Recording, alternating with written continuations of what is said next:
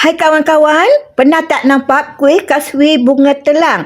Okey, kita ambil bunga telang dalam semangkuk, kemudian kita campurkan dengan 4 cawan air dan 3/4 cawan gula pasir, kita rebus. Kemudian kita sejukkan air tu. Kita jadikan jus, jus air bunga telang. Okey, 1 cawan tepung ubi, 2 cawan tepung gandum.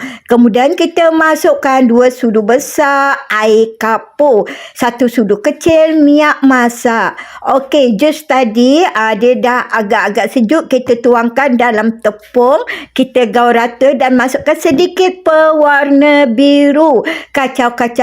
Sementara tu kita oles acuan dengan minyak masak. Okey, adunan tu hendaklah kita tapis dan kita panaskan acuan terlebih dahulu. Air dah mendidih, baru kita tuangkan adunan tu ke dalam bekas acuan.